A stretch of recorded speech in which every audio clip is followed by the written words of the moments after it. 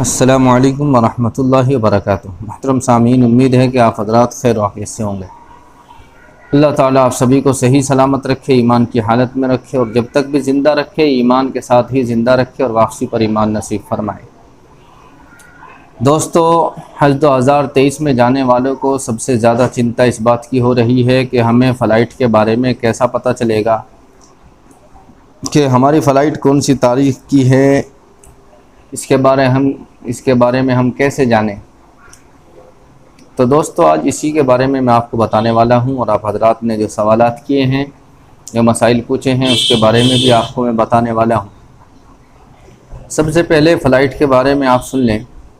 देखिए, फ़लाइट की डेट आनी शुरू हो गई है अल्हम्दुलिल्लाह। एक आदमी का मेरे पास कमेंट आया है, उसने बताया है कि हमारी फ़लाइट 21 मई की हो गई है। तो दोस्तों, मैं आपको बता दूं कि जब आपने फ़ार्म भरा था हज का, तो उसमें जो है आपने एक मोबाइल नंबर ज़रूर लगाया था, चाहे वो कवर हेड का था या उनके साथ में जाने वाले जो मेंबर हैं उनका था, जिसका भी था, उसके ऊपर आपको एसएमएस रिसीव होगा। आपको एसएमएस आ जाएगा कि आपकी फ़लाइट कौन सी डेट की है। जिस तरह से आपको सिलेक्शन होने का मैसेज आया था, इसी तरह से आपको इसका भी मैसेज आएगा, एसएमएस आ जाएगा। लेकिन बहुत सी दफ़ा जो है नेटवर्क प्रॉब्लम की वजह से कभी कभी मैसेज नहीं भी आता, तो आपको जो है ऑनलाइन भी चेक करते रहना है, यानी अपना कवर नंबर डालकर भी आप चेक करते रहें।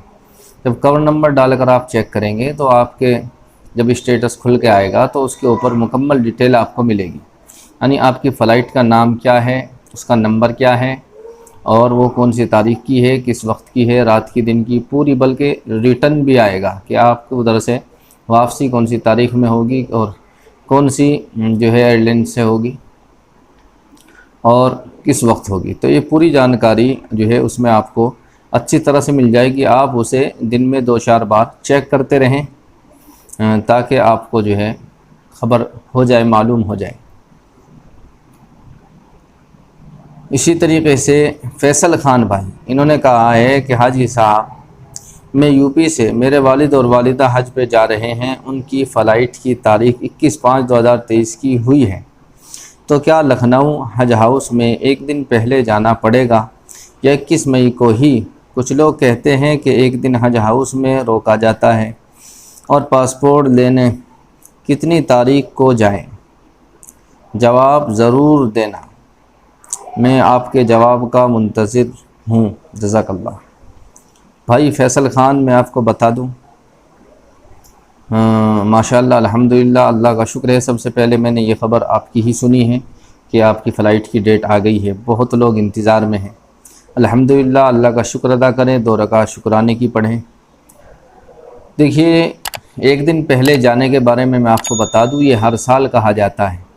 हर साल कहा जाता है कि हज हाउस में 2 दिन रखा जाएगा, 3 दिन रखा जाएगा। उसके बाद वहीं से जो है उनको मेट्रो के ज़रिए से, बस के ज़रिए से एयरपोर्ट ले जाया जाएगा। लेकिन हाजी लोग मानते नहीं हैं। हाजी लोग जो है पूरा अपने यार रिश्तेदारों को, दोस्त अहबाब को बुलाते हैं, फिर बस करते हैं, कोई गाड़ी करता है, फिर जो है वहाँ सीधे एयरपोर्ट जाने की ख्वाहिश रखते हैं। तो लोग मानते नहीं हैं इस बात को। ये हर साल कहा जाता है। इस साल भी कहा जा रहा है कि एक दिन पहले, 2 दिन पहले हाजी आ जाएं, लेकिन लोग जाते नहीं हैं। तो ये तो हर साल कहा जाता है, इसे आप ज़्यादा मजबूत ना समझें। रही बात पासपोर्ट लेने जाने की, पासपोर्ट जो है आप 2 दिन पहले लेने चले जाएं। आप पासपोर्ट 2 दिन पहले हज हाउस जाएंगे और वहाँ से अपना पासपोर्ट लेकर जाएंगे। आपके साथ में जो आपकी पेमेंट करने की स्लिप है वो ज़रूर होनी चाहिए, उन्हें आपको ज़रूर लेकर के जानी है। इसी तरीके से एक भाई ने पूछा है कि बिहार से हज फ़लाइट का कोई अपडेट है? भाई अभी कोई अपडेट नहीं आया है। आपको जो है एसएमएस आ जाएगा और अपडेट भी इंशाल्लाह आप फ़ौरन वीडियो बनाकर आपको बता दिया जाएगा। इसी तरीके से एक भाई ने पूछा है कि क्या एक बैग में 40 केजी वज़न ले जा सकते हैं? नहीं भाई, 40 केजी नहीं, 20-20 केजी 2 बैग में आपको ले जाना है। एक बैग में इतना वज़न नहीं भरना है। एक भाई ने पूछा है कि अराफात के मैदान में अगर मगरिब से पहले मुज़दलिफ़ा जाएंगे तो दम लगेगा, लेकिन मुअल्लिम ज़बरदस्ती करेगा तो क्या? भाई देखिए, मुअल्लिम ज़बरदस्ती नहीं करते। इतना उन्हें भी मालूम है, वो अनपढ़ नहीं होते, और ये आपको किसी ने गलत बताया है। कोई ज़बरदस्ती नहीं करेगा। आपको मगरिब की अजान होते ही, मगरिब का वक्त होते ही वहाँ से निकलना है। आपको बस मिल जाए तो अच्छा है, मेट्रो मिल जाए तो अच्छा है, वरना आप पैदल निकल लें।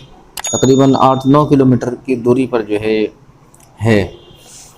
तो बस भी आपको मिलेगी, अगर आपने जो है मेट्रो को नो किया है तो बस आपको मिलेगी, और अगर आपने मेट्रो को यस किया है तो आप मेट्रो से जाएंगे। बस ये है कि स्टेशन कितनी दूर होगा आपके खेमे से, वो आपको उसी वक्त पता चलेगा। तो मुअल्लिम जो है ज़बरदस्ती नहीं करते। अगर वो ज़बरदस्ती करते भी हैं तो क्या आप बस में ही तो बिठाएंगे, बस में ना बैठे, आप जो है पैदल चले जाएं या किसी दूसरी बस में चले जाएं। देखिए, मुज़दलिफ़ा में कोई खेमा नहीं मिलता, वहाँ रात गुजारनी होती है। जहाँ जिसे जगह मिल जाए, सड़क पे, खेत में, जहाँ भी जगह मिल जाए वहाँ आदमी जो है रहता है। तो वहाँ ज़रूरी नहीं है कि आप बस में ही जाएं, तो खेमा तो आपको मिलने वाला नहीं है, खेमा वहाँ होता ही नहीं है, क्योंकि रात का मामला होता है। 11-12 बजे तक तो पैदल पैदल हाजी वहाँ पहुँचते हैं, और 3-4 घंटे के बाद फिर सुबह हो जाती है, सुबह के बाद फिर चल देते हैं। तो आप जो है वहाँ पैदल जाएं या बस से जाएं, उसकी बात ना माने मुअल्लिम की। अगर ऐसा वो करता है, ऐसा करते नहीं, लेकिन अगर करने लगे तो आप उसे बस को छोड़ दें। एक भाई ने पूछा है कि भाईजान मकतब का क्या मतलब है। भाई, मकतब नंबर ये है जहाँ आपको मुअल्लिम मिलेगा, आपको वहाँ एक ज़िम्मेदार मिलेगा जो आपकी निगहबानी करेगा, आपको हर जगह आपकी रहबरी करेगा, मीना में, मुज़दलिफ़ा में, अरफ़ात में, खेमे, खाना वगैरह का इंतज़ाम करेगा। तो वो होता है मुअल्लिम, और उसी का नंबर होता है मकतब नंबर। ये 5-7 बिल्डिंगों का एक ज़िम्मेदार बनाया जाता है। तो इसी तरह से आपका भी कोई ना कोई ज़िम्मेदार होगा, उसका नंबर जो है 45, 40, 15 इस तरह से होता है। तो वही नंबर आपकी बस के ऊपर मिलेगा, उसी नाम का कड़ा आपके हाथ में पहनाया जाएगा, आपके गले में पट्टा होगा। तो ये बहुत सारी चीज़ें आपको मिलेगी, वो सब उसी नंबर से मिलेगी। इसी तरीके से एक भाई ने पूछा है कि वेयरिंग क्लॉथ, एहराम कितना ले जाना है। भाई, एहराम जो है आप 2.5 मीटर की 2 चादरों का एक एहराम बन जाएगा। आप जो है 2 एहराम ले लें। 2 एहराम तकरीबन 10 मीटर कपड़े में बनेगा। कम से कम 1.25 मीटर का अर्ज़ लें, 1.5 मीटर का अर्ज़ लें, इससे कम का नहीं लें। इसी तरीके से एक भाई ने पूछा है कि क्या वहाँ से गिफ्ट के लिए 1-2 गोल्ड लेने पर कस्टम में 40% जो है चार्ज देना पड़ता है। प्लीज़ क्लियर करें। भाई देखिए, वहाँ से सोना अगर हम लाएं बिस्कुट में तो सस्ता पड़ता है, लेकिन अगर हम वहाँ से जो है कोई चीज़ ख़रीदते हैं, बना बनाई कोई हार या कानों के या इसी तरह से नाक में पहनने की कोई चीज़ ख़रीदते हैं तो वो महंगी मिलती है। मेरे हिसाब से तो यहाँ से भी महंगी मिलती है। तो औरतें जो है चीज़ पहन कर के आ सकती हैं। अगर वैसे आप गोल्ड ले कर के आओगे तो उसके ऊपर चार्ज लगेगा, बिल बनेगा, और वो फिर आपको यहाँ से भी ज़्यादा महंगा पड़ जाएगा। इसी तरीके से एक भाई ने कहा कि हमने मेट्रो यस किया है, तो बताएं मेट्रो आसानी रहेगी या बस से। भाई, आपने मेट्रो यस किया है तो अब आपको बस नहीं मिलेगी, आपको अब बस नहीं मिलने वाली है। बस उन्हीं लोगों को मिलेगी जिन्होंने मेट्रो को नो किया है। एक भाई ने पूछा है कि मोहतरम, मेरा सवाल है कि क्या मुज़दलिफ़ा से मीना और मीना से जमरात के लिए बस मिलेगी या सफ़र पैदल ही करना होगा। भाई देखिए, मीना से आप अरफात जाएंगे, बस मिलेगी। अरफात से मुज़दलिफ़ा के लिए भी बस मिल जाएगी। मुज़दलिफ़ा से मीना के लिए आपको बस नहीं मिलेगी। मेट्रो वालों को मेट्रो मिल जाएगी, और वो सीधा जो है शैतान पर उतरेंगे। यहाँ शैतान है मीना में। और जो बस वाले हैं उनकी बस मुज़दलिफ़ा से छूट जाएगी। बस मुज़दलिफ़ा से मीना का जो सफ़र है वो 3-4 किलोमीटर दूरी का ही है, उसे आपको जो है पैदल ही करना होगा। एक भाई ने, साहिल जान भाई ने पूछा है कि एहराम की हालत में नापाकी या रुमाल। अच्छा, एहराम की हालत में रुमाल या टवेल से चेहरे का या बदन का पसीना साफ़ कर सकते हैं। नहीं भाई, एहराम की हालत में आपको रुमाल इस्तेमाल नहीं करना है। आप इससे एहतराज़ करें, परहेज़ करें, ये मकरूह है।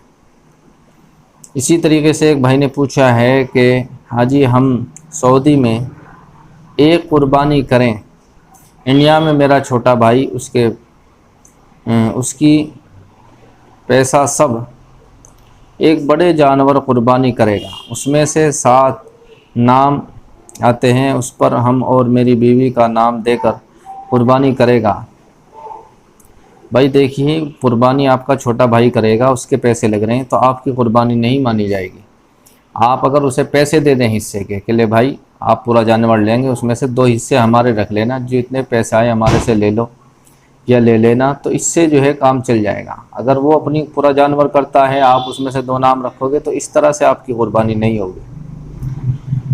इसी तरीके से एक भाई ने पूछा है कि भाई मीना अरफात में पावर चश्मा और सन ग्लास इस्तेमाल कर सकते हैं या नहीं। मेरे भाई देखिए, चश्मे का इस्तेमाल तो कर सकते हैं, या आपने आगे जो दूसरी चीज़ बताई है सन ग्लास, इसके बारे में मैं जानता नहीं हूँ कि ये किस चीज़ का नाम है, मैंने कभी देखा नहीं है। चश्मा तो बहालत मजबूरी, नज़र का चश्मा सिर्फ इस्तेमाल कर सकते हैं, फैशन वाला चश्मा इस्तेमाल नहीं कर सकते। एक भाई ने पूछा है कि हलक और कसर में क्या फ़र्क है। भाई हलक कहते हैं गंजा होने को, बाल कटवाने को, और कसर जो है ये नमाज कसर होती है। जब हम मुसाफिर हो जाते हैं तकरीबन 77 किलोमीटर दूर, या अंग्रेज़ी 48 मील, इतने दूर अपने बस्ती से हम चले जाते हैं, तो आदमी मुसाफिर हो जाता है, तो जो नमाज़ पढ़ता है कसर पढ़ता है। कसर का मतलब यह है कि 4 फ़र्ज़ वाली नमाज जो है वो 2 रकात पढ़ता है, यानी आधी हो जाती है नमाज। लेकिन 3 फ़र्ज़ जैसे मगरिब में है, फजर में 2 है, तो वो 2 की 2 रहती है, मगरिब के 3 के 3 रहते हैं, इसे कसर कहते हैं। और हलक गंजा होने को, बाल कटवाने को कहते हैं। तो दोस्तों, ये थे आप हज़रात के सवाल, जिनका मैंने अच्छी तरह से जवाब दे दिया है। आपके मन में कोई सवाल हो तो आप दोबारा सवाल कर सकते हैं। अज़ान होनी शुरू हो गई है, चलते हैं, फिर मुलाकात होगी अगली वीडियो में। अस्सलामु अलैकुम व रहमतुल्लाहि व बरकातुहू।